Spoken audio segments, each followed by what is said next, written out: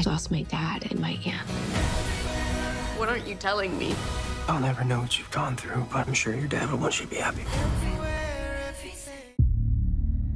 I will not lose the company that my husband started. I want success. Get it for me. This business will bleed you dry. Dad, I'm playing on the house's money now. No, you're playing with the devil's money. What's the plan here? Gonna blow! Yeah, well, I'm just getting started. Landman. All episodes now streaming only on Paramount Plus.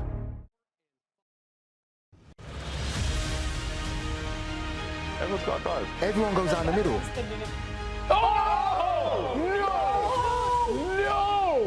No! Too much power. Oh my. Holy. Sorry, he thought it nearly hit us. Oh my.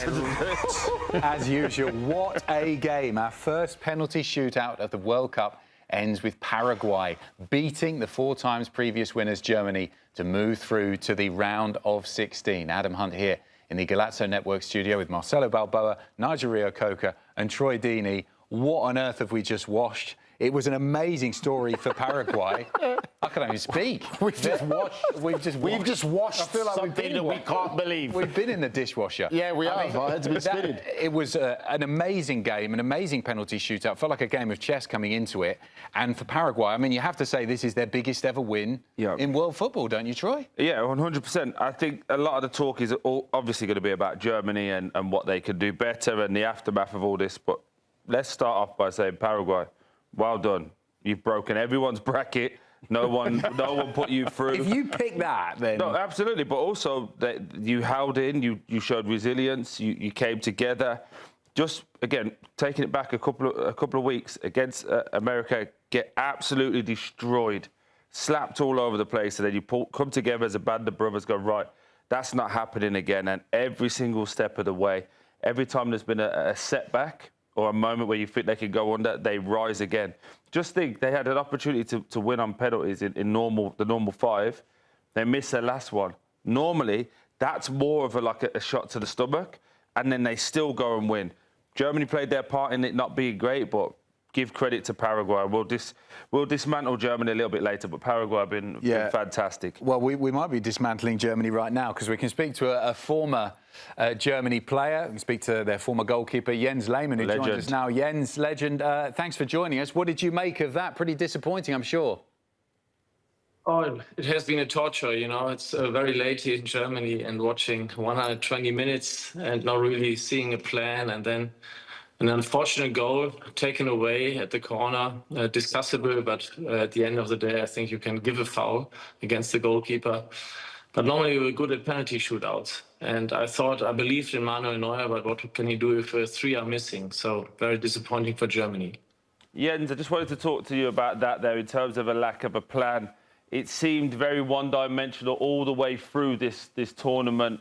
How frustrating has that been with the talent that you have to now see just a one-dimensional performance against Paraguay as well? That's a big upset.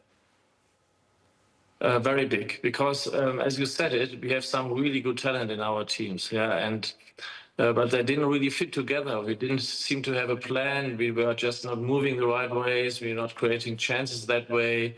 You know, everybody was looking at the ball, either way, defending and attacking, and not playing, not linking up. And after, 10 minutes, 15 minutes after such a defeat, it's very difficult to find the right words. But it's now the 3rd World Cup in a row where we didn't progress into the quarterfinals or last 16.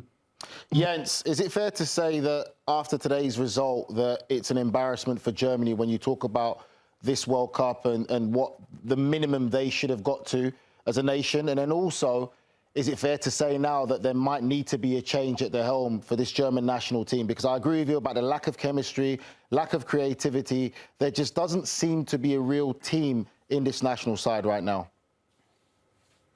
I think every critic now is justified, but probably the main thing is that it seemed that the team was always comforting each other. You know, everything which was a problem, they've been talking nicely about, and don't worry, we can get it next time, and we will win the next game. But this time, even against Paraguay, they're not great. They were good and fantastic commitment and fantastic passion, but normally we should have beaten them easily. And it's a generation which doesn't confront each other anymore. The coach doesn't confront players. He never found the right blend between attacking and defending. Never really picked the right players for the right positions. So all in all, I think there's going to be a change because the public is demanding a change. In Germany, we got a lot of problems right now, and we expect a little bit from the team to boost Germany as a nation and the people. There's such a mediocre mood, bad mood in the country. So we were really looking forward for that team to give us something, but they disappointed a little bit. Looking at the next step, now they go home, but I feel like today it was lack of creativity. Everything was very just, let's go wide, let's cross, let's go wide and cross. And I'm used to seeing more, I guess, faster players down the wing, more creativity from Germany. It just felt like they were, okay, eventually we'll score, and then it's Paraguay, we'll get back in the game. But it just didn't feel like there was just that any kind of creativity on that field today from Germany. Absolutely right. And at the end of the game, he took the best wingers out, Sané and Wirtz. Yeah, Musiala bringing on is all right, but then he brought in a right back who's never played right back for the German national team. He didn't create any chances up front with Anton. And as I said, he just brought on people just for the sake of changing, I thought, without a plan. And if there's no creativity and you only bring Musiala, who plays for himself a little bit, but is not a strategic player, then it turns out to have a bad result at the end. But normally, even in the penalty shootout, normally we're quite good. But this time, everything fell apart. Yeah, and just looking back to 2014 and obviously winning, and to where you are now, it's a bit of a difficult question because it's only been 10, 15 minutes after the game, so apologies for this, but where do you think the change needs to be? Oh. Jens, can you still hear us? Now I hear you again. Oh, sorry, I don't know what happened. It was a really good question. Sorry, yeah. The German internet is frustrated as well, It's been cut off. Yeah, sorry, I'll ask the same question again. I said since 2014, since you've won it, there's been a steady decline in the identity of what German football is and where it's at. If I was to ask you, and I know it's very soon, 15 minutes after the game, but if I was to put you in charge now, where's the start point to this rebuild? Where do you go for that? As you can see, now in Germany, there are a lot of coaches who never brought out great players, great talent. For example, Nagelsmann, he was a youth coach and then worked himself hard up through the ranks respectfully. Yeah, but there are limitations. But there's not one player in the German national team which he has been built as a player, as a character, as somebody who can really be a leader. And that's a problem with German football right now because the grassroots development is not good enough.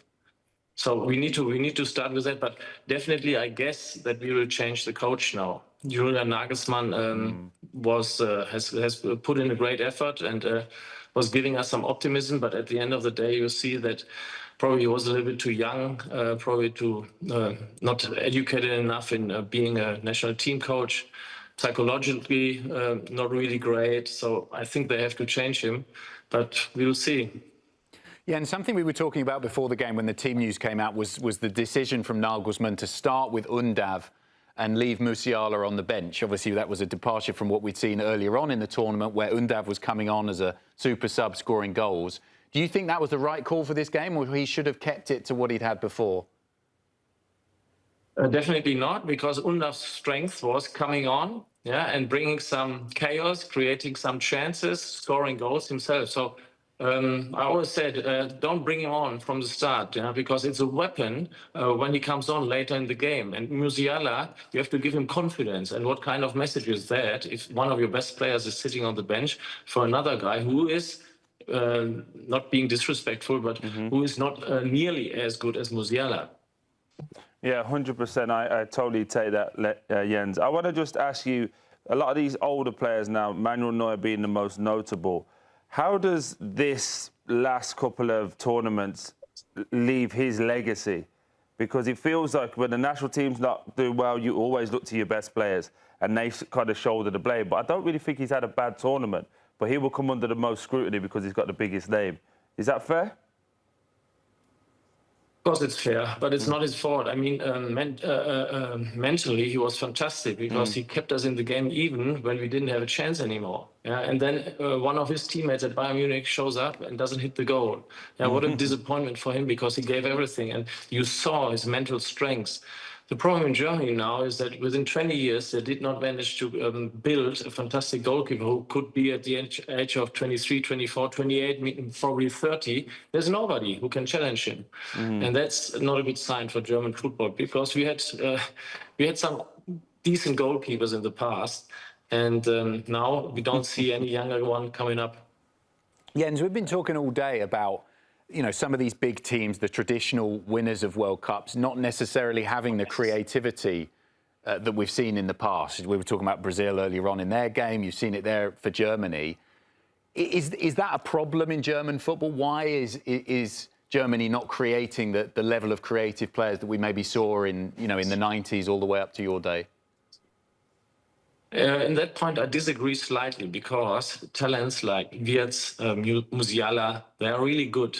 Yeah, Musiala came from a bad injury and he probably took a little bit longer. But Wirtz, for example, even today, he played the fantastic crosses. Yeah, every cross from him was sharp and on the spot and created chances. I don't understand why he took him off. And he is a talent. And other nations, they don't have 3 or 4 or 5 fantastic midfielders. Sometimes they have 1 or 2, but we have 1 or 2 as well. The talent is there. Yeah, not in every position, but creativity is there. With Musiala, Wirtz, Sané is a good creative midfielder. Kimmich is a central midfielder, a strategic midfielder.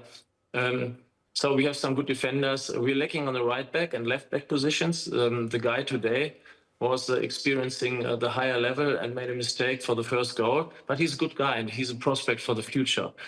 We need to build some more strikers and goalkeeper, as I said, and probably right and left backs. But the talent in the midfield is there.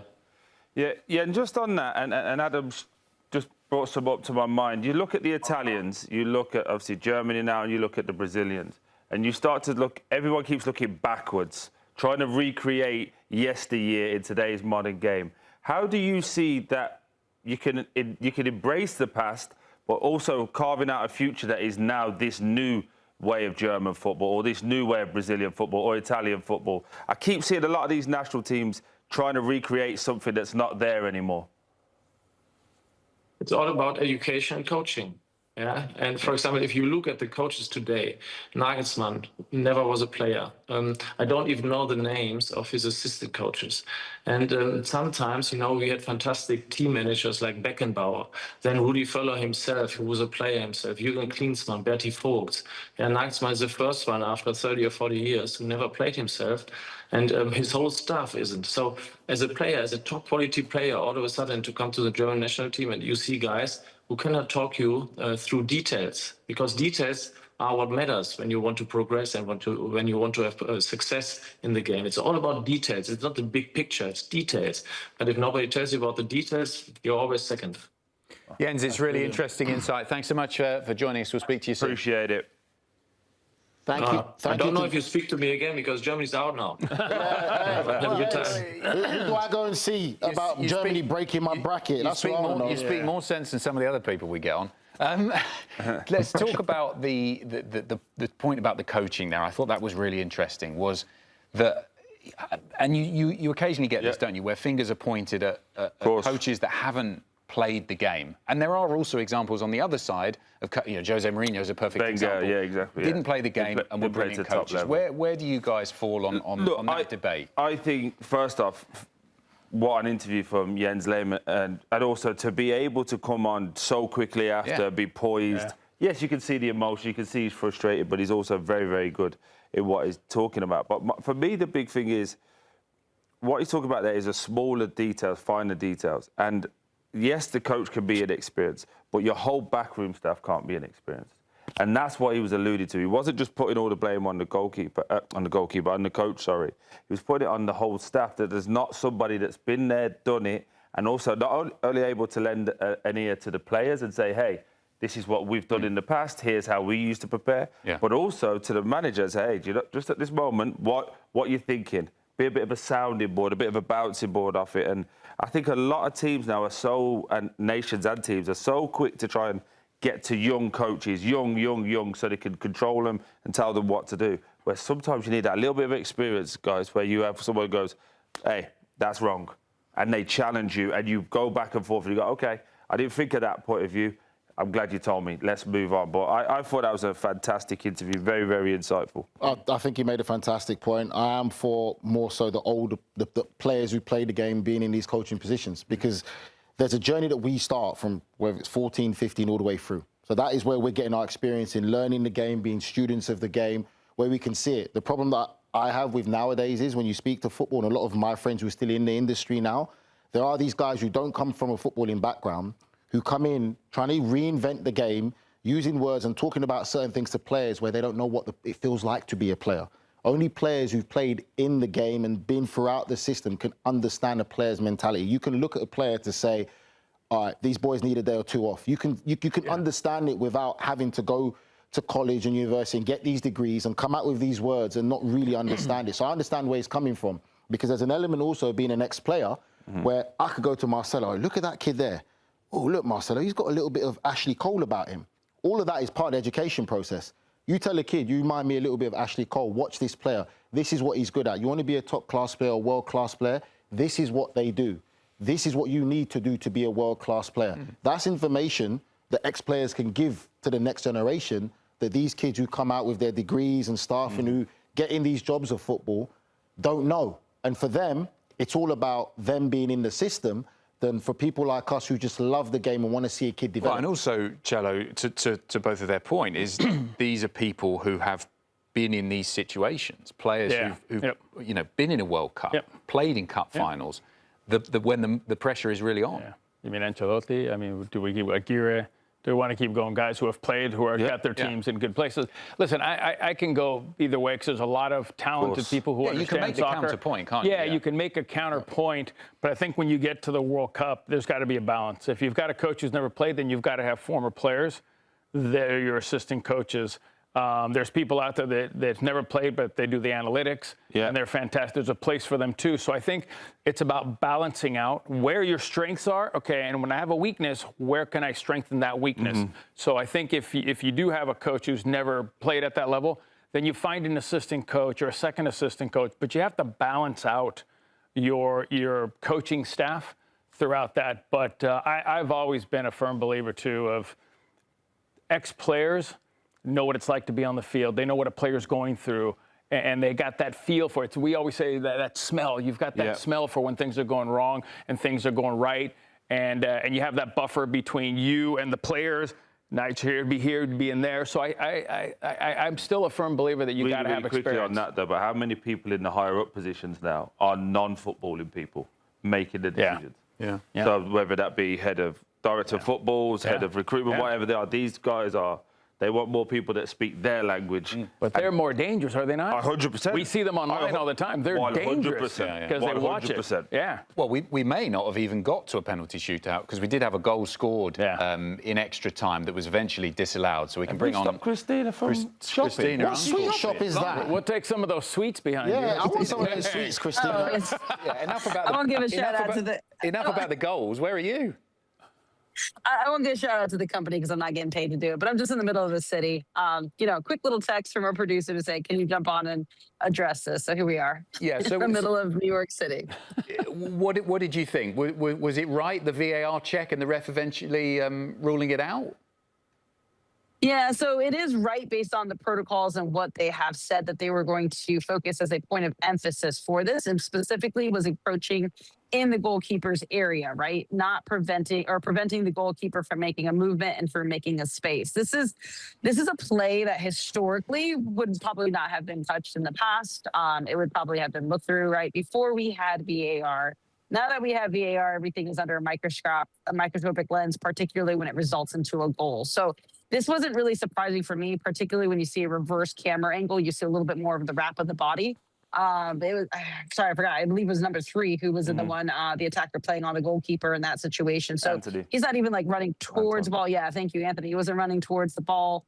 Really kind of more having a little bit of an impact on the goalkeeper. It's not a significant touch, right? We could probably justify how material the contact was, but at the end of the day, this was something that was a point of emphasis, was focused. And so I wasn't surprised ultimately when they recommended it down for a VAR to overturn the goal, because there was no play on the ball by Anthony. It was basically just a play on a goalkeeper, even though it was a small subtle touch. So it would have been enough. So we may as well just give up on any picks now. We don't need set piece coaches. Just put the ball in a box and hope that you head it clean. Because a pick is what happens and what people work on, right? They put the ball to the back post, I think 5 or 6 times, and they get one right. And now, because the goalkeeper's been touched, the precious goalies, I'm glad Tony Meola's not here, but you know, it just seems to me now, Christina, again, the referees have been so good all the way through this, and we're now getting to that crunch time, and the referees and VARs are starting to get nervous, because that, for me, is not a foul. Yeah. Like I said, I completely feel you. I saw it, and I'm like, ugh, we're going to be giving this. And sure enough, I got a text by a historic coach in the women's game who had some play like that happen to him in the NCAA final that he lost on. He's like, what do you think about it now? And I'm like, oh, goodness. So, like, I still don't like it. I still don't think it's a foul. Once again, it doesn't really come down to necessarily my personal opinion. It comes down to what the referee is instructed to do. And once again, it comes back down to it's Colina, it's Massimo, who are the head of the referee department, who are getting the input and the discussions with other major stakeholders saying we want this to be a foul. So don't necessarily like it, but I can see the logic behind it as to why they are enforcing it. On Troy's point, I'm going to ask, if that's a defender picking a forward or a forward picking the defender and it doesn't touch the goalkeeper, do you think that's called? I'm curious because I know goalkeepers, that's what I'm saying. I think it's because of that bubble around the goalkeepers, right? It is. It's a goalkeeper, and I get it. Like, when you're jumping in the air and it's a goalkeeper versus an attacker, right? The goalkeeper's arms are up in the air, and their body's more exposed for being able to have that impact as they're trying to contact that ball with their hands. So they're open to more, subjective in the sense of not being able to defend themselves as well because they're not using their arms to fight off in an aerial challenge. But there is protection around a goalkeeper, and everyone's like, why? I'm like, because that is really one of the most unique players we have on our field. One, we all say goalkeepers are crazy in general, so I do wish Tony Meola was here so he could say that to his face. But it's more like just because that is in a way to eliminate what the law does give is that one unique individual, the ability to play with their hands. So when you're targeted like that, the laws are going to be a little bit more focused in protecting and preserving the integrity of the goalkeeper. These precious goalkeepers, eh? Christina, we'll let you go and enjoy your evening in New York City. Thanks very much for joining us. See, Troy, you could pick me, but you can't pick a goalkeeper. That's it, buddy. That's a new world. Okay, time for a short break here on Golazo Match Day, 48 nations. We've got plenty more coming up for you in a couple of minutes. At the start of every year, I find myself wondering again, constantly questioning life's mysteries. Could I make it in the UFC octagon? When Jeff Probst asks survivors, ready? Do they ever want to say no? Has Dexter ever considered meditation? Will Beth and Rip make it last on the new series Dutton Ranch? If not, Rip, call me. Stream new series and returning favorites, plus huge events. It's going to be the biggest year yet. Welcome to the Running Man. The rules are simple. Survive 30 days. But the entire nation is hunting you down. The grand prize, $1 billion! Win this game. Change your family's life forever. Hunt him down!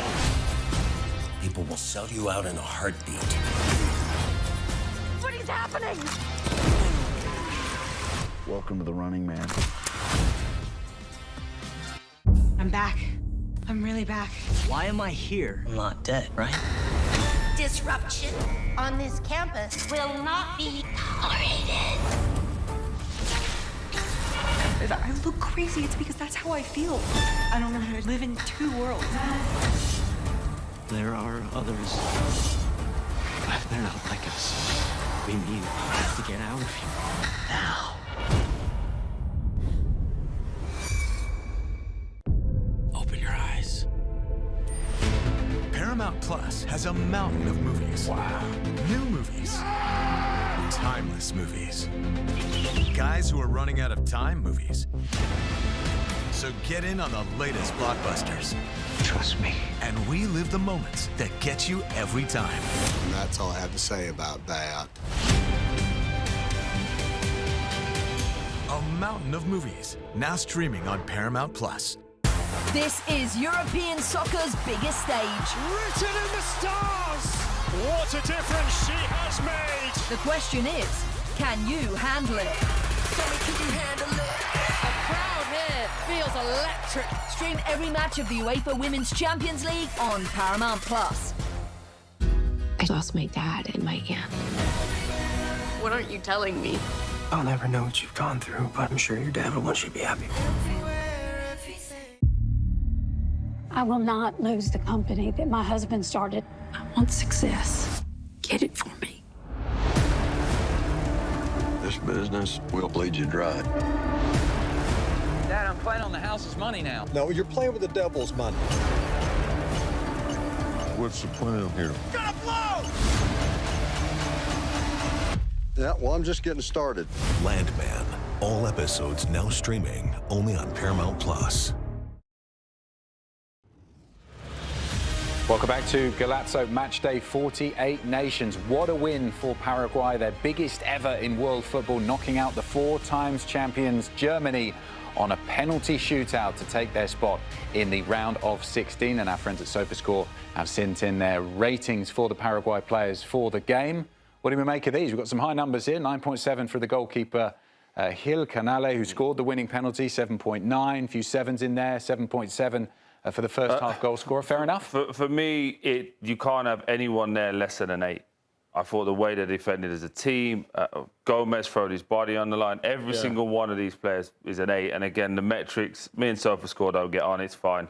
They're used to it by now. But the goalkeeper was fantastic. You can't have a performance like that is to the level that they've done. Everyone fighting and digging in for each other. And there's players with 6.5s. It's frightening. It's not also the saves he made in the penalty. It's also in the game. Yeah. The headers that he had where the goalkeeper pulled out some big saves. Coming in claims as well. Game. The claims are just killing the game. They're very good. That's what I thought, Cello, is he how he commanded his area, didn't he? Well, he's 6'6". Yeah, I mean, that's a big goalkeeper, especially on PKs and when you're looking at set pieces. But I can't disagree. That should all be an 8 because what they did today, they surprised everybody. Nobody, let's be honest, no one had this team beating Germany. They sacrificed. You can drop and Cecil back in. It was a 4-5-1. Yeah. But they found a way to defend. They found a way to disrupt one of the teams that we thought could have a chance to go pretty decent. Yeah. So that's a lot of love for that group right there. They did a fantastic, especially when you go back to the USA game and you're thinking, man, that was a shell of what we saw today. So a lot of props to them for what they did. Troy used the word resilience, and I agree to that. I would say it was gutsy. Yeah. Their performance was absolutely gutsy today. Solid all the way through. They deserved it all the way.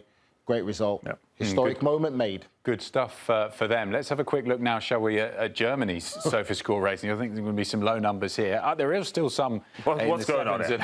Honestly, what are we doing? Are these a bit too high considering they've just gone out? Yeah. Wirtz is high probably because of the assist for Kai Havertz's goal. But also Kimmich is in there as well with the 8. So again, maybe the penalties add to it, but Kimmich, yeah, I would say Kimmich for me is the only one Mr. Reliable. What he did from right back and then going into midfield. But some of the, Rudiger's higher than half of the team. Yeah. That just, look, their stats and you do a great job tapping away on your computers and fair play to you. But it's my birthday and I'm going to tell you, you're miles off it. Again, you're absolutely miles off it. But this Troy, but this goes to the conversation we just had about there's some things that players just know from watching the game compared to new generation of numbers and stats of what? The XG this and the player movement and the tackle.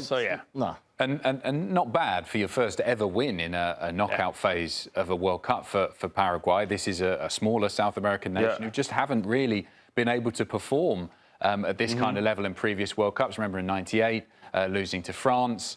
In 2010, they did manage to get past Japan 5-3 on penalties, and then they've beaten Germany, of course, this year. So this is going to mean a huge amount, isn't it, Cello, for Paraguay on the world stage, and really, hopefully, I mean, who knows if they can be able to get through the next match. They're playing France or Sweden, but at least give them confidence at future tournaments that they can go to the knockout stages. Listen, every game you get in a World Cup is a bonus because you don't know if you're going to win, if you have a chance. No one gave them a chance. So, yeah, I think, one, this is going to do a lot for their country. I think this is going to do a lot for those kids sitting at home in Paraguay watching this team play or in the stadium. So the gut check they had, the mentality they had, everything they got right in 3 games, right? From the USA game to this game, they got it right. Can they do it again? That's a tough performance to follow, but you got to give them a lot of credit for what they did today. They beat a very average, can we say average German team today? Absolutely. Very average team. Is what I'd say. And they rose to the occasion, which is fantastic. I think as well, the sad part about it, when this type of upset happens, we spend 95% of the time talking about the bigger team, like the Germany. Yep. But this is a fantastic performance. They knew what they were doing. Everyone was well drilled, well organised, and also, personally, would get no credit for it. The manager tactically made great decisions as well. When to leave players on, when to take players off. I thought they managed the situations very, very well. And I know that they got helped a little bit with Tar taking such a bad penalty at the end, but also for it to have come back level and then still to go... Because, I mean, we were all sat here, and I know I was thinking, well, Germany are going to win this now, aren't they? As soon as it got back level, and then they managed to win it. As I said, France or Sweden in the round of 16, more than likely, obviously, France. Have they got any chance in that game? Nah, no chance against France.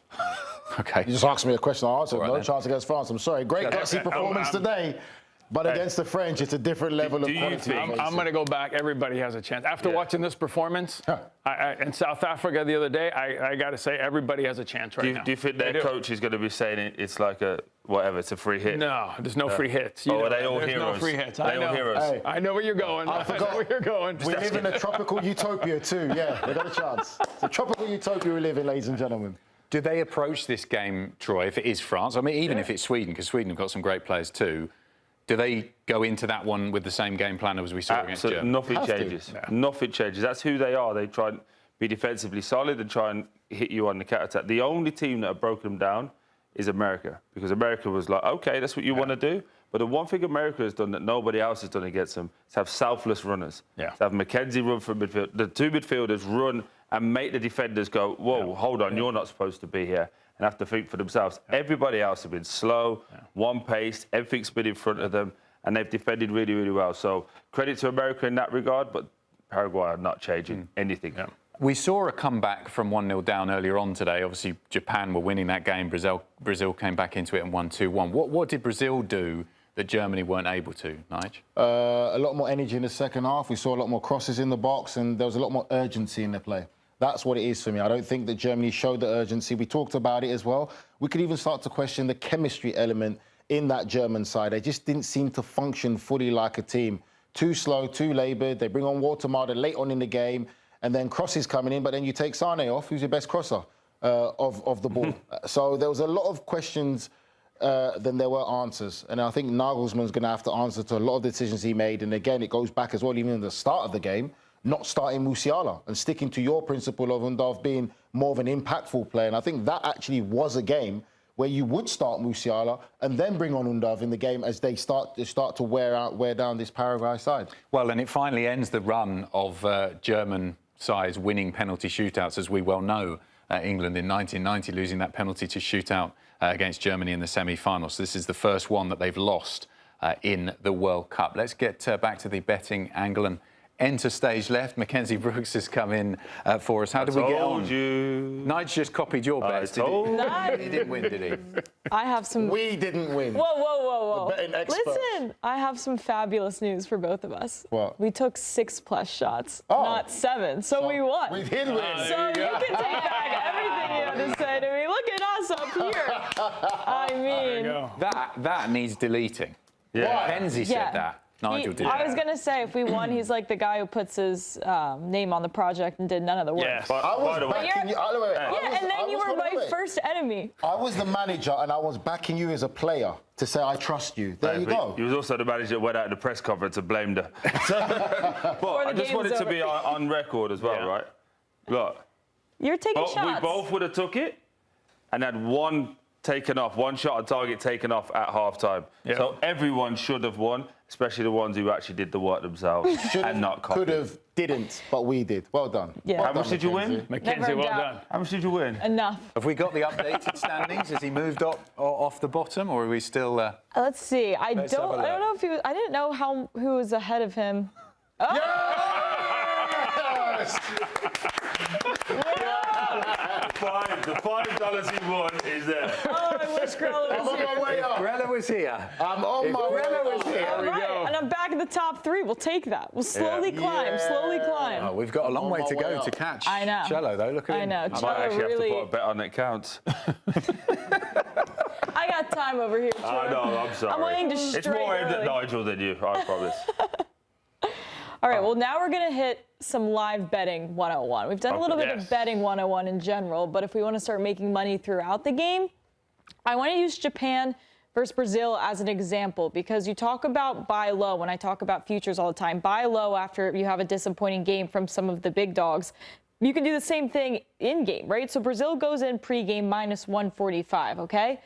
Obviously, you have to pay a pretty penny to bet on them, but once they go down, now they're even money. So now you're able to profit $100 off your $100. And that's when you want to buy in on a team, when they're at their lowest, when their stock's the lowest, because they go and tie it, they become minus 340. So instead of 100 to profit, essentially 200, you'd be making 29 bucks if you bet on the minus 340 with the same $100. So the beauty of feeling confident in the better team, now obviously that wouldn't have panned out in the last game we just saw with Germany-Paraguay, but you know, over 50% of the time, you're going to see these bigger, more dominant teams, especially as we get deeper into this tournament, be the ones you want to bet on. So as we see more, you know, the big wigs, the heavy hitters, wait for them to maybe not look awesome. You know, we're going to see that probably, no offense, from like in England, right? Mm-hmm. Wait until they're down, and then you get some plus money on them, and that's when you want to get in. I like her already. Why of all nations? It was just an picking on England.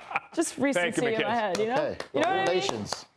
But it was also, if you want to talk about certain timing too, like after the half, waiting to see what the sub situation is. How many shots on target were there? How many expected goals were there? Maybe they weren't actual goals, but we know that an offense is humming.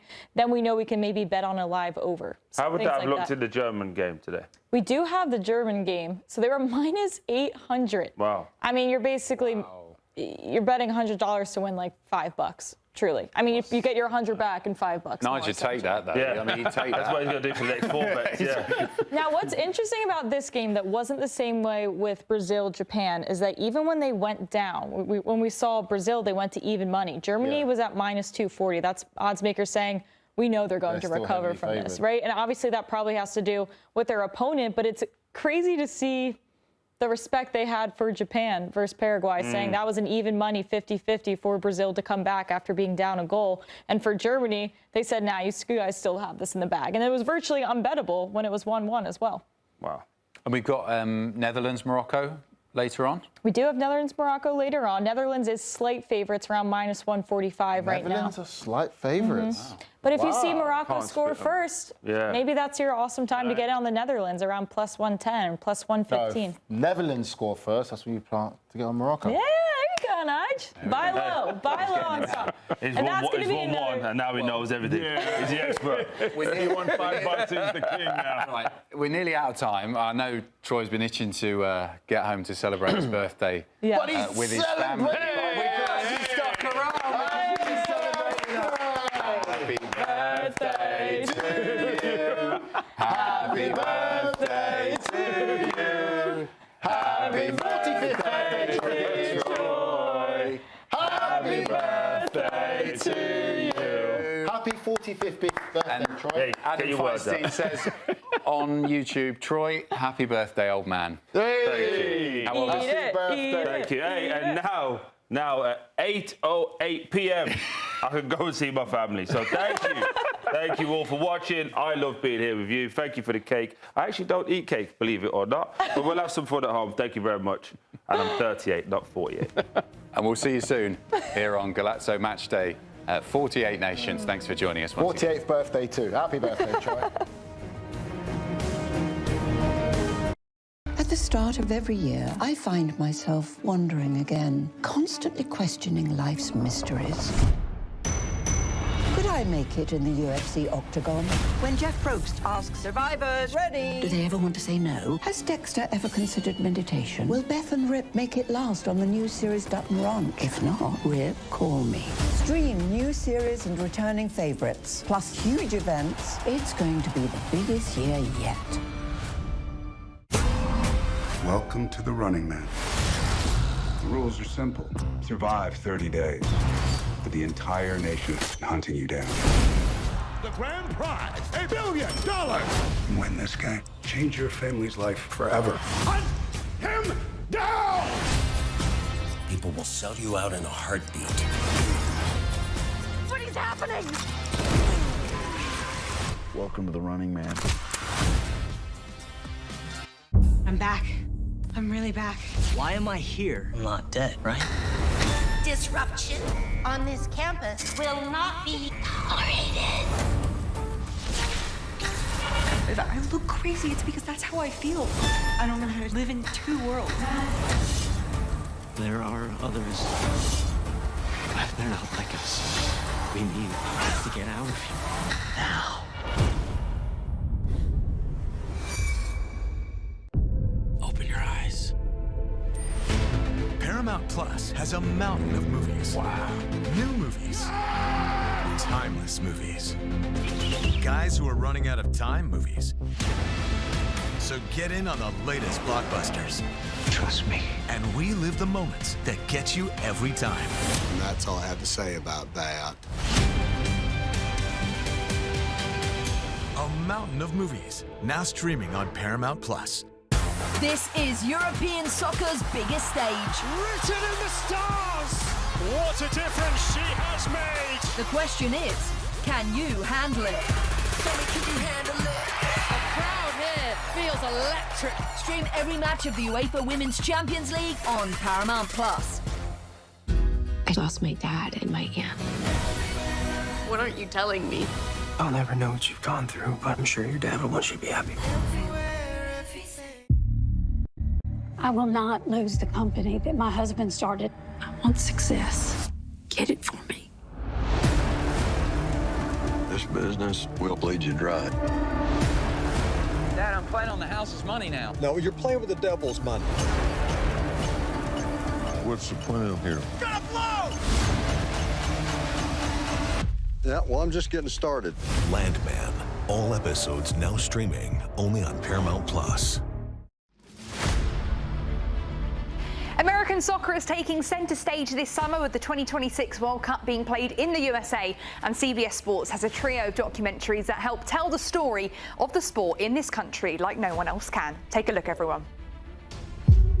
Soccer isn't a new game in the United States. The immigrants brought it here in 1912. The opportunity to play for my country, I just could not pass that up. We're all very proud of you. Not everyone is aware of what happened in important historical moments for American soccer. I was the kid that shouldn't have made it. Kid from Nacogdoches, Texas. Clint Dempsey Doodle. Kind of one of those things I wasn't going to be denied. People criticize me often. You can't take it seriously. It's the USA. But I get to have that attention because I'm good. We were carrying the weight of American soccer on our shoulders. I'm a footed shot. Probably unfair to 20 guys. When he looks at you, he looks like he wants to kill you. And I have respect for that. It's about how much are you willing to give to win. Heavy is the head that wears the crown. The USA has realized its dream. Dempsey threw the ball in! What can this kid do? So Paramount Plus is your one-stop for the best documentaries in American soccer. You Don't Know Where I'm From, Doug. The story of Clint Dempsey is one of several docu-series, along with Pulisic, a 9-part docu-series which gives you a behind-the-scenes look into the life and story of US star Christian Pulisic. And then Billion Dollar Goal, a 3-part docu-series focused on the biggest game-changing moment in American soccer history. And you can watch all 3 documentaries exclusively on Paramount Plus. Coming up next, everybody, we've got more Morning Footy, 48 Nations. Do stay with us, everyone.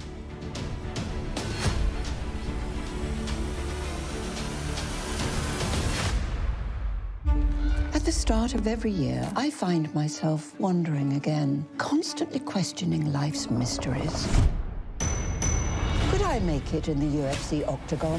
When Jeff Probst asks survivors, ready? Do they ever want to say no? Has Dexter ever considered meditation? Will Beth and Rip make it last on the new series Dutton Ranch? If not, Rip, call me. Stream new series and returning favorites, plus huge events. It's going to be the biggest year yet. Welcome to the Running Man. The rules are simple. Survive 30 days. But the entire nation is hunting you down. The grand prize, $1 billion. Win this game. Change your family's life forever. Hunt him down! People will sell you out in a heartbeat.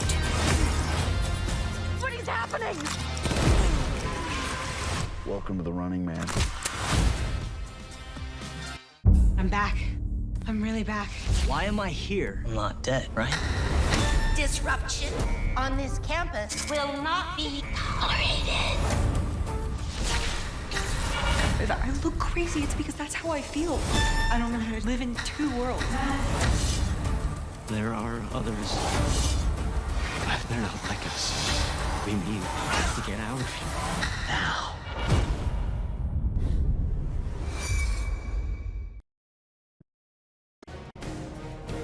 After a bonkers afternoon game that sees Germany out of the World Cup, next is probably the tastiest matchup of this round of 32 at the FIFA World Cup from the Estadio BBVA in Monterrey, Mexico. It is the Netherlands and Morocco. Alongside Michael Lahoud and Ian Joy, I'm Chris Wittyngham off the back of that incredible performance from Paraguay in the last 32. And we'll get to the Netherlands-Morocco game, guys, but we have to react to what we just saw. It is a stunning outcome.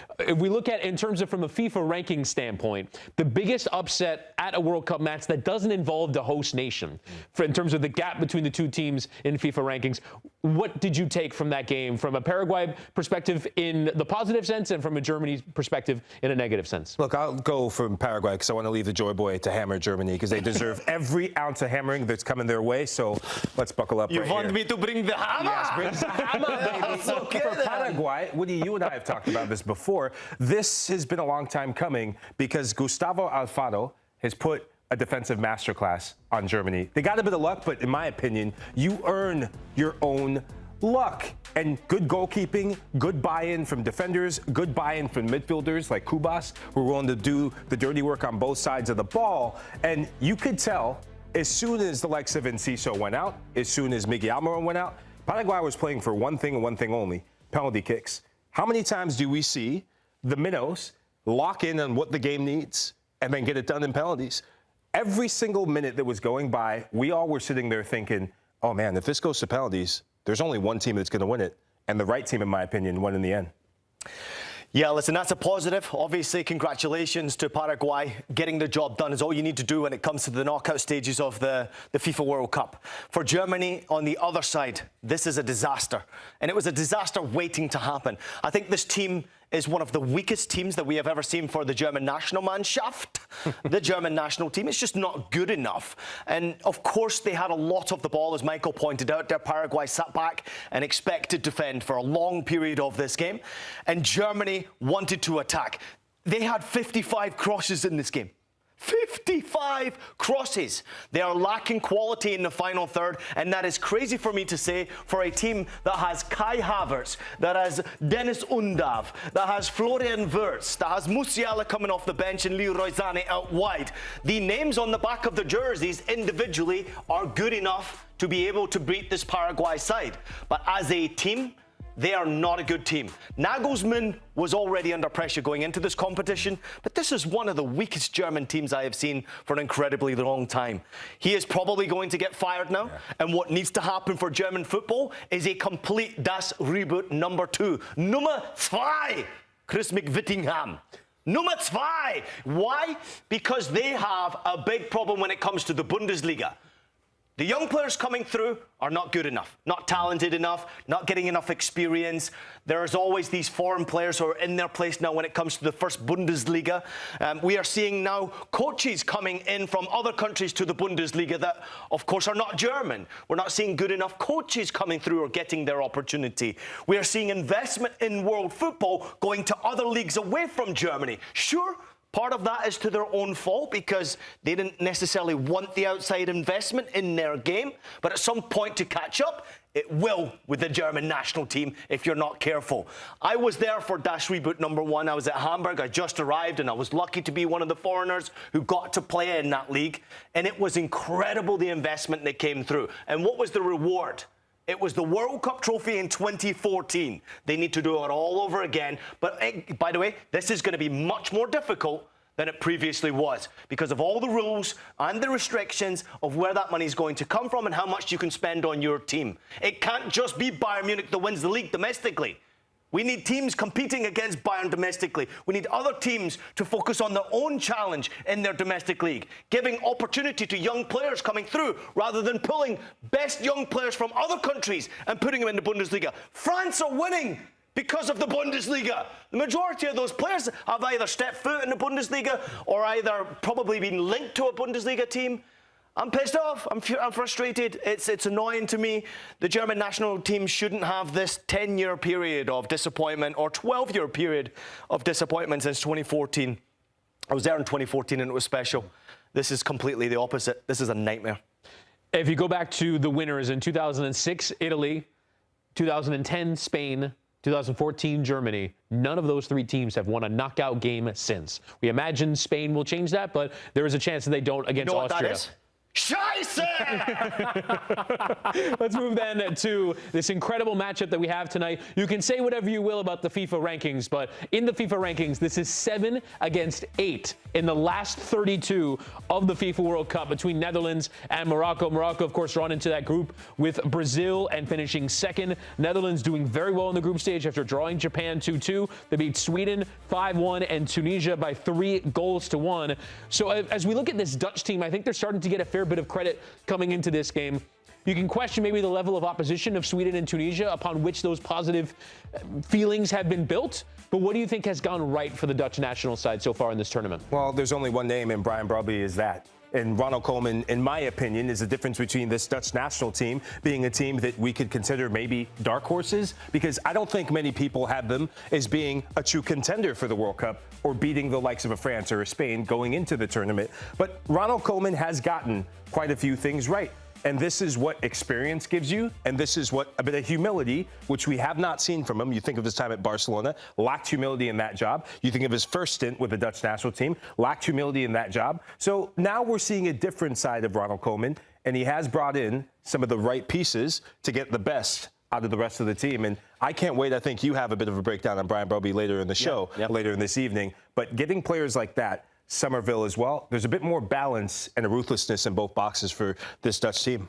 I think a lot of it comes down to timing when it comes to the FIFA World Cup. There's always this ability to be able to become a star if you score goals. And Robbie's only got, I think, 4 goals for the national team. 3 of them have come in this World Cup, which is incredible. But putting himself in the right place at the right time is something I'll break down a little bit later on for you. But with this team, Koeman's making tough decisions. Even with the lineup that he's gone with in tonight's game against Morocco, he's making some difficult decisions, dropping big names to make sure that tactically he gets it right. They've scored 10 goals through the group. They've looked relatively good. There's been a couple of players that have looked a little off for me, but I'm really intrigued to see how they handle this, because this Moroccan side is an incredibly talented group of players with another incredibly group of talented players sitting on the bench. And let's talk about Morocco and what they've done so far at this tournament. They challenged Brazil incredibly well, but you would have seen them against Scotland and against Haiti as well. Bit of topsy-turvy performances. I think people might have expected more. And to be fair, they've created high expectations off the back of their results of the Africa Cup of Nations. And, of course, at the last World Cup, when they were semifinalists, they, of course, were an Olympic medalist in 2024 in Paris as well. So this is a team that has raised the level of expectation. Do you think we're judging them against too harsh a rubric, considering that maybe Morocco is still a nation that is developing rather than developed? I think Morocco is a nation that's ready to arrive and announce himself again at the World Cup. 2022 was not a fluke. And we were talking about the other night how significant investment at the foundational level has been lacking on the continent of Africa. Morocco was the first team, not Senegal, not Ghana, not Nigeria. They're at home watching this World Cup, where they belong, in my opinion. Not any of the other big dogs. It was Morocco, because they took a step back and said, okay, how do we plan for the future, and maybe taking a page out of what Germany did, doing their own version of Das Reboot, and really investing in the youth. And that was in 2015. A lot of those young players who were also recruited and getting dual nationals in this national team, it is coming to fruition. What was laid down in 2022? And some of those players are in this team. You think of Onahi. You think of the fella that played for Manchester United, Amrabat. Almost lost his name there. Jeez. You think of so many of these players that were such a core foundational piece of 2022. They make up the culture of this team, but now there's a next generation coming in, and they're ready to take that baton forward.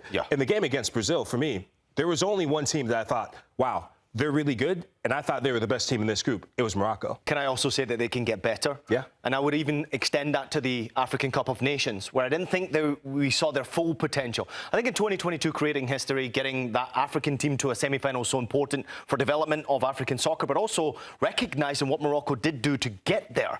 The experienced players that they have had in their group, as you mentioned, a couple of big names, have helped the youngsters coming through. And also the recognition from some Moroccan players who've decided to go to big-name teams around European football. It's allowed scouts from a lot of the big leagues to go looking more so in African football, and in North Africa in particular.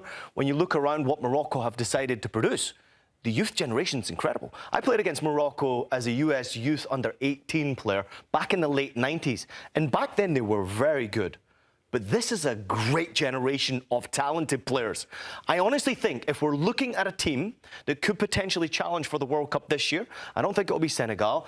I don't think it'll be Ghana. I think it will be Morocco. But they have to hit their full potential because as a team, Chris, they're deadly.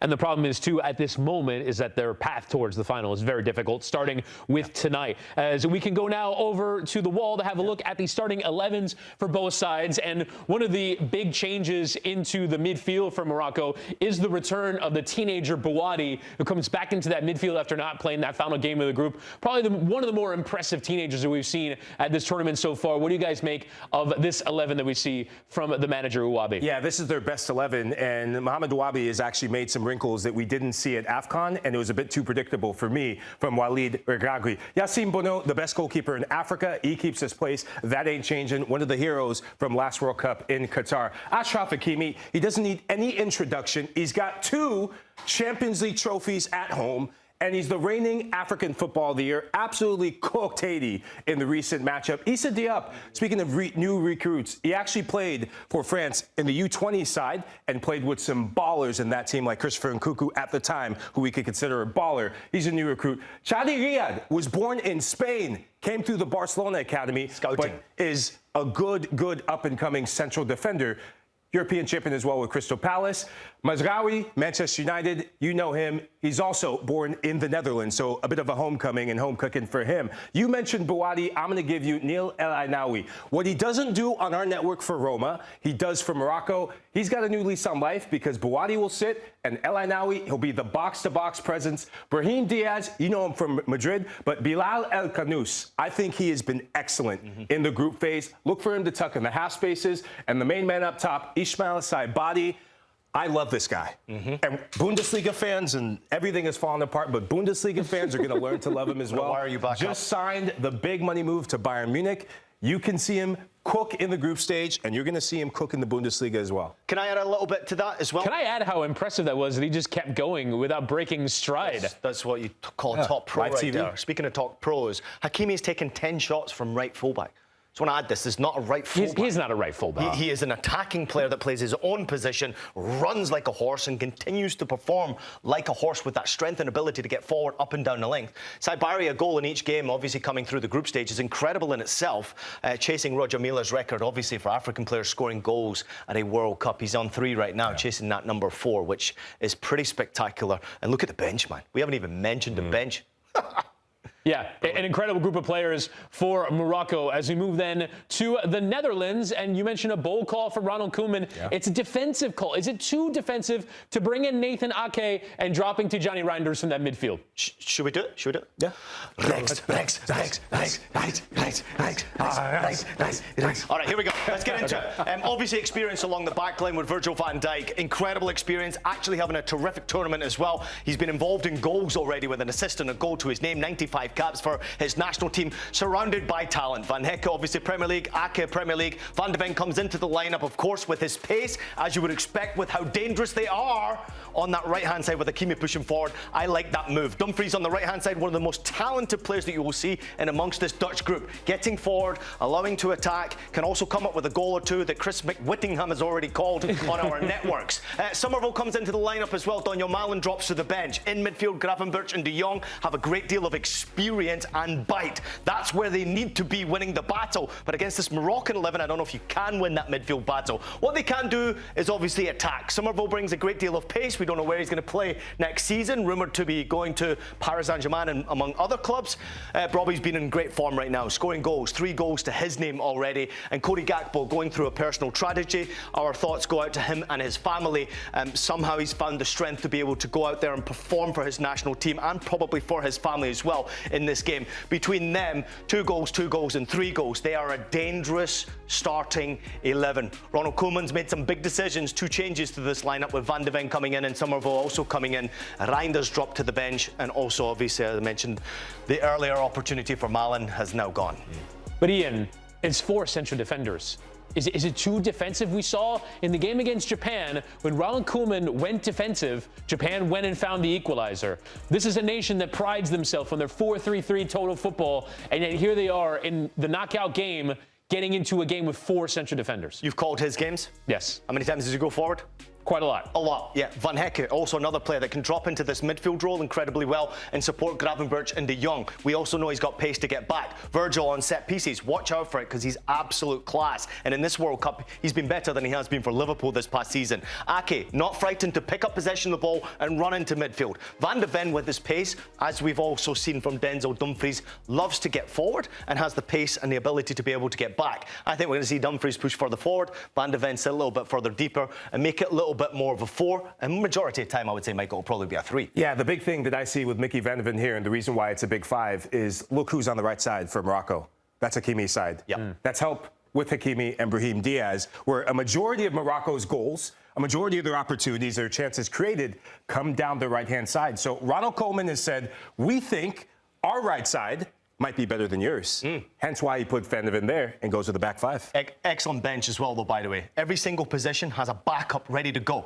And we forget they've got goals, they've got experience, they've got youth, they've got pace. Yeah. They have absolute talent and also big names as well on that bench looking to have some sort of an impact in this competition. Witty, they're going to have to be at their best to beat this Moroccan side. I really believe that. And the Netherlands will take on Morocco tonight from the Estadio BBVA in Monterrey. We'll continue build up to this one on the other side. It's his Golazo Matchnight, 48 nations.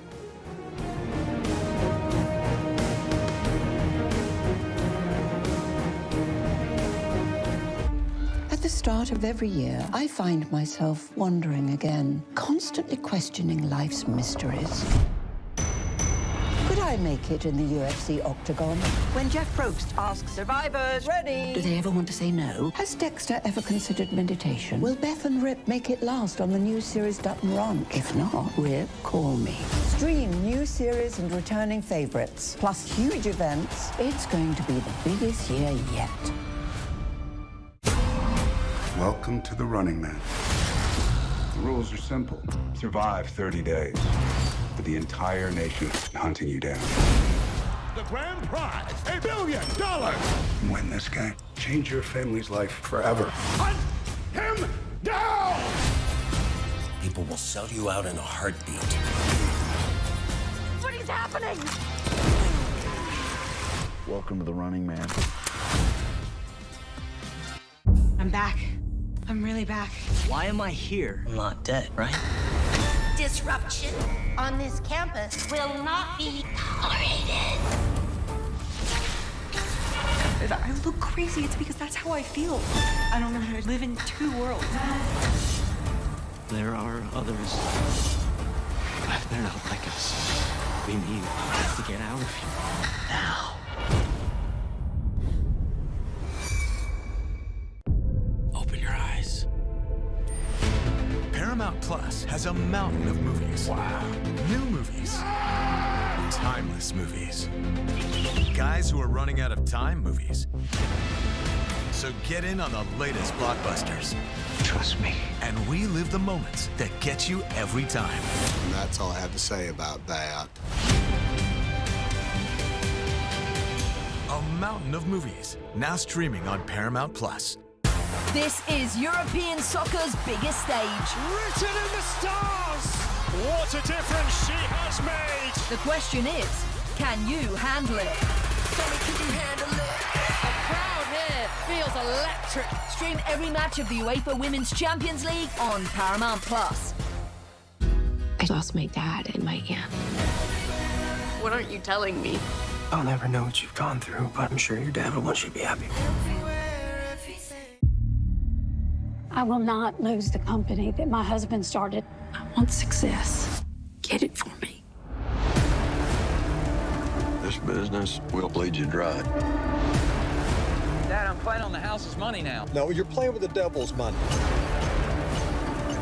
What's the plan here? Gonna blow! Yeah, well, I'm just getting started. Landman. All episodes now streaming only on Paramount+. Saibari in the clear, and only the goalkeeper to beat. Saibari! Enzo Lefebvre, can he find a Sunderland jersey? Can he find Robbie? Yes, he can! In the 90th minute! Saibari will give and go here. Saibari! Ismail Saibari with a rocket! And that's a misjudgment by O'Brien, and Robbie might be in here for Sunderland. Robbie! And we're focusing on the two strikers that will lead the line for these respective sides in this World Cup knockout round match between the Netherlands and Morocco. Brian Brobby inserted into the starting 11 in that second game ahead of Sweden after playing well off the bench against Japan, and obviously has done well since then with the 3 goals. Ismail Saibari has scored in all 3 of the Morocco games so far. You can see both of these players on the screens of Paramount Plus next season. Brian Brobby currently with Sunderland in the Europa League next season, and Ismail Saibari is on his way to Bayern Munich. But guys, let's talk about the number 9s for both of these teams. Before we get to them specifically, in general, at this stage of the World Cup, how important is it to have a striker in form? Yeah, I mean, we just saw Germany lose because of one of those reasons, right? Germany doesn't have a proper number 9, and no, Kai Havertz is not the answer, although he did score a goal, and he did come very good to fruition for Arsenal late on in the season. But this is where you win and lose knockout round competitions and major competitions for me. Having a good goalkeeper, having a good striker, those are the differences. Yeah, World Cup legends, when we go down the list, it's normally the number 9s or the strikers. It's the main attraction to FIFA World Cup is goal scoring and entertainment. And that's what we're talking about pretty much every single day on our networks, right? We're talking about Mbappe scoring goals. We're talking about Erling Haaland scoring goals. Messi's not a number 9, but an attacker. We're also having a lot of discussion as to who might be the best out there. And in this World Cup, there are some that we should be speaking more about, which I'm glad we're doing this one. Yep. I just want to mention the USA. He's hot right now. He's hot right now. You have every right to say what you said, because what I just said there is that we are recognizing that there are strikers that we're not speaking enough about, because all of the high-profile names are scoring goals, but as me and, of course, my good friend Michael Lahoud are about to tell you, these two have scored just as many goals. All right, let's start first with Brian Brobby and the work that he's done. Specifically, that they seem to have found this answer by accident, because they didn't start the first game. They started with Daniel Malen against Japan, and now Brobby has really turned it on at the right time. Well, why wouldn't you, right? When I hear Chris Wittyngham shouting Daniel Malen's name from the Serie A, you know he's in form. Listen, what impressed me most about Brobby is his determination inside that penalty area to always be brave, to always go the extra mile. Playing for Sunderland against Arsenal, top-class defence, getting himself in position but also being brave, but recognising where the space is. Love the celebration because you can see how much it means to his team. Look how brave he is here, getting there first, not frightened to try things that other players simply wouldn't try. But you'll notice it's inside the penalty area. We go to the next game, obviously. This one's against Crystal Palace. Recognising where the space is. Sometimes you get a bit lucky with the bounce of the ball, but look at the determination to get there first. That turn of pace inside the penalty area is truly exceptional. I only just recognised it breaking down these clips for you. You can also do the easy part against West Ham. They were down in this game, breaks to the right-hand side. He's acres of space, and if one player is distracted, he'll always find the open space. But once again, Chris Wittyngham inside that penalty area is deadly. We go to then this game, final game of the season against Everton. Give up a possession of the ball from Everton in a vital area. He is already sensing and sniffing out an opportunity. Watch how much he takes control with strength, waits for the moment, and then actually has the attractive finish to follow suit. Let me break it down a little bit closer for you. Strength up above, ability to be patient, then find a finish. You didn't like that replay? I've got another one for you. Absolutely bullied Tarkowski. Pushed him off the ball, waited patiently, found his space, got his shot away, won the game. And if you do so, you do it with class. You have to celebrate in class as well. They absolutely knocked Everton out of a European race here by doing exactly that. His statistics, though, Chris, are unbelievable. He has touched the ball 31 times only this World Cup. He scored 3 goals from 4 shots this World Cup. 4 shots. It's insane what he's doing, and every single goal seems to be inside that penalty area, waiting for a cross or a ball in behind. He's better than I thought he was, and this World Cup is proving it. When you can play between the width of the posts, that's how you know you've put together some very good center forward play. We saw that in those clips. Lahoud, you want to focus on Saibari, who's one of these players who had a very good season for PSV, but the World Cup is always that platform for players. Bayern did the business before the World Cup started. Otherwise, it might have been maybe a few tens of millions more added to that transfer fee. But instead, they get the business done. What have you seen from him? Yeah, look, you say it about playing between the goalposts. I see a player that plays between the lines. And I credit Mohamed Ouabi for recognizing this. This is against Bayer Leverkusen. This is Saibari over there. He's playing in a false nine position. So, okay, you're seeing where is he going to go next? He's going to attract defenders. I've seen him grow in this, about moving defenders around, creating space. He always wants to arrive at the top of the box, sometimes in here. But look at this, the technique. Boom! One drop of the shoulder and then finding that top corner every single time. That's stuff you work on the training ground. Okay, you say that's Leverkusen. We want to see it against the top of the top. This is Bayern Munich, the best team in Germany. Saibari again. This is a position you're going to see him play for Morocco. False nine position, and I love this.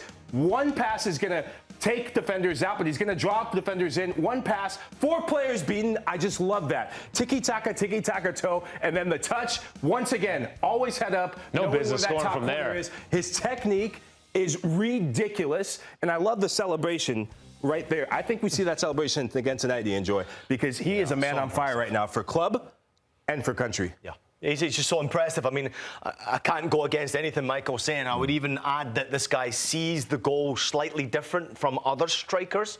As you saw from the clips that Michael just pulled for you, a lot of them are sort of going away from goal, and he still has the audacity to try the shot from almost anywhere. It's something about this Moroccan side that brings an element of confidence in his game, where he's willing to try what most probably wouldn't try. Most are looking for easier attempts at goal. This guy's not. This guy's looking for a goal full stop, and he's got an eye for it. Which of these 2 players would you say is more important to their team succeeding and thus will have a better game tonight in your minds? I'd argue Brian Brobby. I would say Brian Brobby, obviously with the form that he's in right now. Daniel Malen not in great form actually in this World Cup, dropped to the bench now and gives an opportunity for what they've got going forward. Cody Gakpo and Somerville obviously on the wings. There's a great deal of pace there. This is where they can get him behind that Morocco backline, and Brobby needs to be there. He needs to be the finisher. If he doesn't finish tonight, they'll struggle, I think, in this game, albeit they can score goals from Cody Gakpo and they can score with Somerville. I obviously mentioned earlier on there that Cody Gakpo is going through a personal tragedy. So, how will his performance be? Obviously, he's got real purpose why he's playing tonight. So I'm intrigued to see how he handles the occasion. It's a big occasion for those Dutch fans as well, who will be there in their numbers. But listen, I mean, there are weapons on the bench that the Netherlands can turn to.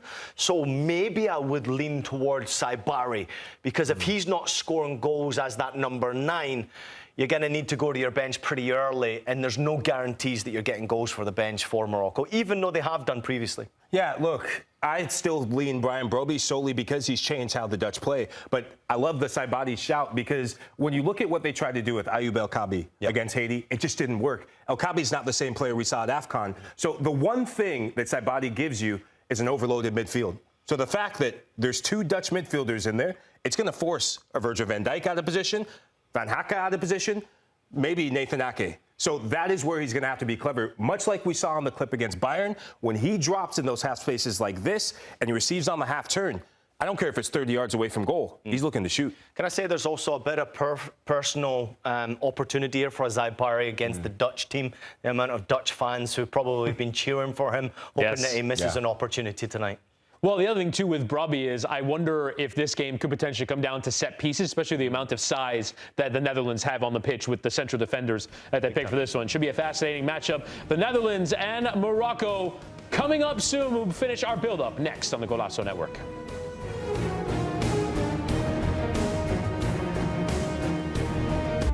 At the start of every year, I find myself wondering again, constantly questioning life's mysteries. Could I make it in the UFC octagon? When Jeff Probst asks survivors, ready? Do they ever want to say no? Has Dexter ever considered meditation? Will Beth and Rip make it last on the new series Dutton Ranch? If not, Rip, call me. Stream new series and returning favorites, plus huge events. It's going to be the biggest year yet. Welcome to the Running Man. The rules are simple. Survive 30 days. But the entire nation is hunting you down. The grand prize, $1 billion. Win this game. Change your family's life forever. Hunt him down! People will sell you out in a heartbeat. What is happening? Welcome to the Running Man. I'm back. I'm really back. Why am I here? I'm not dead, right? Disruption on this campus will not be tolerated. If I look crazy, it's because that's how I feel. I don't know how to live in two worlds. There are others. But they're not like us. We need to get out of here. Now. Open your eyes. Paramount Plus has a mountain of movies. Wow. New movies. Timeless movies. Guys who are running out of time movies. So get in on the latest blockbusters. Trust me. And relive the moments that get you every time. And that's all I have to say about that. A mountain of movies, now streaming on Paramount Plus. This is European soccer's biggest stage. Written in the stars! What a difference she has made! The question is, can you handle it? Can you handle it? The crowd here feels electric. Stream every match of the UEFA Women's Champions League on Paramount Plus. I lost my dad and my aunt. What aren't you telling me? I'll never know what you've gone through, but I'm sure your dad will want you to be happy. I will not lose the company that my husband started. I want success. Get it for me. This business will bleed you dry. Dad, I'm playing on the house's money now. No, you're playing with the devil's money. What's the plan here? Gonna blow! Yeah, well, I'm just getting started. Landman. All episodes now streaming only on Paramount Plus. Building up to kickoff of Morocco and Netherlands from the Estadio BBVA in Monterrey. Should be a cracker by the side of that mountain that is on every social media post that I've ever seen about this stadium. As we get now to our gambling preview of this one, we'll get into our best bets. We're going to start with you guys. Ian, what have you gone for as your best bet for this match? Well, I actually believe that Morocco will get off to a flying start. Why wouldn't they? They did so against Scotland, the lucky bees, whatever. Also give them the opening goal against Brazil. They didn't get it against Haiti, who were excellent in their game. Morocco, first goal in this game is plus 130. So I'm fancying Morocco not only to get the first goal, but potentially win this game. So why wouldn't I go for that? Lahoud, what have you gone for? Yeah, look, I've learned my mistakes and paid for my sins on the betting front. I am new to betting, but I do bet responsibly. So I've gone for shots and shots on target from two players who tend to take the most shots for both of these teams. Cody Gakpo, plus 220, 2 shots or more on target. Wow. Ismail Saibadi, plus 330, 2 shots or more on target. Those are the two sharpshooters in terms of high-profile shots. And when you put them together, you're going to be eating fine like wine. You're going to be eating the Ruth's Chris Steakhouse. It's plus 1777. Some good money. Well, you've slightly oversold it. The price we have on the screen here is plus 1279. So I'm giving you current numbers. Current numbers. Current numbers, All baby. Right. Questioning the production team. Bet responsibly. The price just went up. Not only are you questioning, obviously, Chris Wittyngham, you're also questioning our production team behind the scenes. I don't know. I don't know. I think maybe for the next show, your name will be misspelled on the graphic. Who knows? Maybe your graphic will be cut. Who knows? I've gone a bit more simple with my bet. I just think the Netherlands are going to win the game. I think they're going to do so in 90 minutes. There is, of course, the to advance price, which is minus 150. But to win in the 90 minutes, it is plus 140 for them to win this match. I just think the Netherlands have impressed enough in the group stage. I think they've been very good. I'm a little bit sold short by Morocco from what I've seen so far, so I've gone for the Netherlands to win in 90 minutes. Chris, something up with Chris Wittyngham. He went after Ghana a couple of days ago. Then he went after Cristiano Ronaldo. Now he's going after Morocco. Like, all the social media hits are going to absolutely go after Chris Wittyngham. Ian, we have to pick a winner. You want to pick draws so I don't upset anybody? Come on, someone here looking for clicks, man. Got to provide some strong opinions. All right, let's bring in our gambling expert, Buckets, who is definitely not here for some clickbait. Well, actually, we'll get to that in a second. But, Buckets, wow, first off, very impressive with the blazer and with the shirt. What have you gone for as your best bets in this one? I've got 3, and I'm going to be the one that takes the middle route and kind of doesn't want to upset anyone here. But I do think this game is going to have goals, which the books do not. Over 2.5 goals is like plus 130, and that's just crazy to me for how good both of the attacks are on the pitch. I'm going with Cody Gakpo to have a score or a goal or an assist at plus 145. Netherlands to get over 1.5 team goals in this match at plus 150. And then my favorite, the Buckets classic of both teams to score at minus 110. I know it doesn't have a plus sign in front of it, so nobody's going to want to bet it, but bet responsibly. You can parlay these together if you want. I'm expecting goals in this game, and I'm even going to sprinkle a correct score, 2-2 after 90 minutes at plus 1,300. Wow, and the draw and BTTS has been incredibly profitable at this World Cup. But Buckets, during the Germany game, you put out a tweet in which you said that if Germany lost this game, you're going to need to eat some dog food. Let's go ahead and put that tweet up on the screen. If Germany don't advance, I need to get closer to the camera. I'm eating Freya's dog food for dinner tonight. Come on, Germany, get after it. Buckets. What's for dinner tonight? The only right answer is Purina. Puppy check. If it ain't Purina, I'm not having it. What? The right answer is whatever dog food company wants to sponsor the show. Exactly, Witty. We got to go after whoever wants to just watch me eat. No, we're not going to go into that. The thing about Freya is she likes a nice New York strip, a Caesar salad, and some mashed potatoes on the side. So I guess I'll have to eat that tonight. Oh no, what a drag. Okay, listen, I say we let you away with it, right? But all 3 of your bets have to hit tonight. If you don't, previously what's happened is people have followed through with their promise. When they do lose a bet on this network, you're eventually going to have to do it. So we have heard one previously already happen with a tattoo. That was Mike Grella tattoo. I have a feeling that you should get an IPJ tattoo. And over your right shoulder right now, there's a good picture of IPJ in the microphone. Point out to that picture right there. Yeah, right there. That picture right there needs to be tattooed on your leg. I'm going to end this World Cup with 9 different portrait tattoos of different people in the CBS studio. Ian, you know I'm always down for a tattoo bet. I'd love to have a little it across my rib cage or an IPJ face on my back. We'll make something happen. Hey, Buckets, man, it's good to have you on, man. Say a prayer for all of us. You look like you're going to church. Oh! Hey, wow. That's a bit of a shot there. Buckets. If these bets don't hit, this has been a rough go for Buckets World Cup. We're making fun of his attire. Yeah. He's got to eat some dog food. He's doing bad chugs of beer. I can't drink it's been a beer. tough one for you. It's all. Buckets, appreciate the time. We'll talk to you later, sir. Thanks, guys. Coming up next, we'll finish up our build-up and give you our final thoughts ahead of Netherlands and Morocco tonight at the World Cup. Stay with us. At the start of every year, I find myself wondering again, constantly questioning life's mysteries.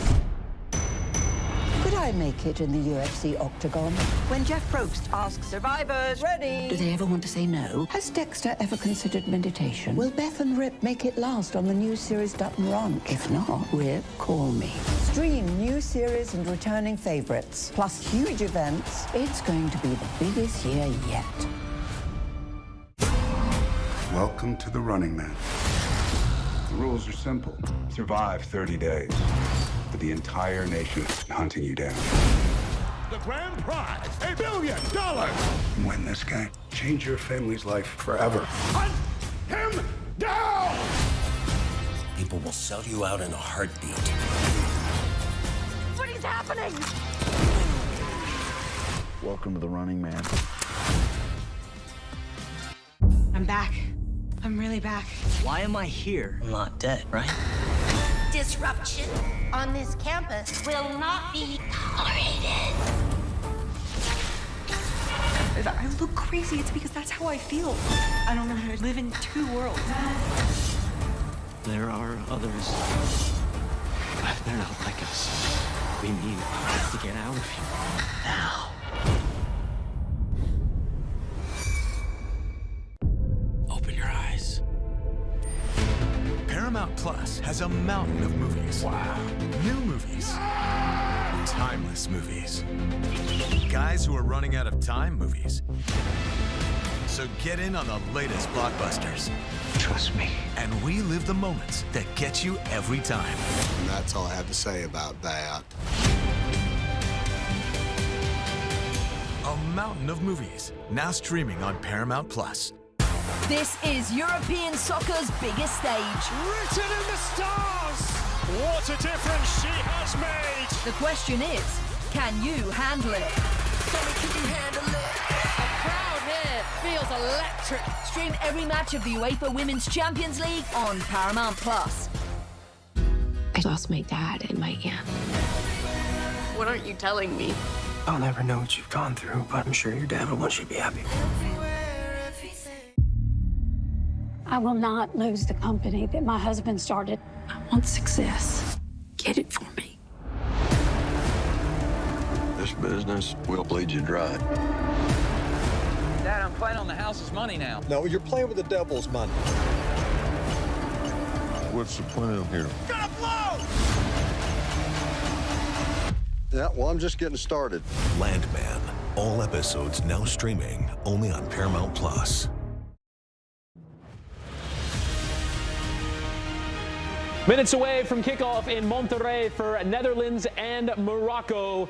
Guys, before the game kicks off, we want to get keys to the game, and we'll start with you, Michael Lahoud. What is your keys to the game? Yeah, Ian and I were talking about it, and I think this game is going to be decided by whoever wins the midfield. There's some talent in both midfields, but for me, I think Morocco having an extra body in there, Saibadi coming in as a false nine, they might outnumber the Dutch. Frankie de Jong for the Dutch, he has to have a Frankie de Jong game. Now, outside of the midfield, you have two world-class fullbacks in Hakimi and Denzel Dumfries. I think whoever wins that matchup on their side, right side, strong side, should give their team the edge. Look for Dumfries, especially when he gets in the final third, to pick out Brian Broby. And of course, this Morocco side is not the Morocco side of old. There are a lot of young players who have come through the ranks, a lot of them playing in their first ever World Cup, some of them recently playing in their first ever AFCON, and some of that youth has been maturing slowly but surely. But on the other side, the Dutch, this is an experienced Dutch side led by Virgil van Dijk. He needs to step up as a leader. I tend to favor the experience in knockout competitions, but the beauty of youth is youth can come up with magical moments. So that is where the game is going to be decided in these 3 points. Now, Lahoud, it brings us our keys to the game. Ian, you're responsible for your prediction for this one. How do you see this one going? I'm going to go against all of you. I think Morocco win this game, and I actually don't know why or how. I don't. Well, it's a good thing we pay you big money for it. Yeah, well, I mean, listen, I don't. I look at this game and it's probably the tie of the round. And I do look at this game and I try to see where is it going to be won or lost. I agree with Michael that midfield's going to be tremendously important. But I actually think experience along the back line, the Dutch have that with Virgil van Dijk. He's having a terrific tournament. If he has another top-class game, then the Netherlands have a real chance if their offensive players do the business. But Morocco have now scored 26 goals in World Cup competition. That's the highest score in African nation now, above Nigeria, for World Cup. And who's stopping them from scoring goals? They've just scored 4 goals in a World Cup game for the first time against Haiti. Easy game for them, just kidding. But I do think that they are a team that can probably punish you, and they don't need too many chances to do so. So I'm high on Morocco. They need to be at their best to do so. But for some reason, somehow, I feel like they're going to get the job done. I think going into this round of 32, it is probably the most enticing matchup in terms of the quality of the two teams, and also probably the biggest coin flip. I think it's one that you probably can't really call with a great deal of certainty. Yeah, look, the one player that none of us has mentioned that has decided World Cup knockout round is the goalkeeper, Yassine Bono. He's the difference for me. If you're Morocco and the game's going against you, we talk about set pieces. He's great on set pieces. He's got great instincts, and we've seen it at the Club World Cup, Ian. He is a big game player. So look for his name to be written in the stars and the lights as well. Saw it against Scotland, big game. You know, listen, they start early, right? The goals that they score, there's a reason why I went for an early goal here. They scored within a minute and 10 seconds, obviously against Scotland. They can do the same. We'll be on at halftime and after the game as well here on the Golazo Network. Netherlands and Morocco. Enjoy the match, everybody. At the start of every year, I find myself wondering again, constantly questioning life's mysteries. Could I make it in the UFC octagon? When Jeff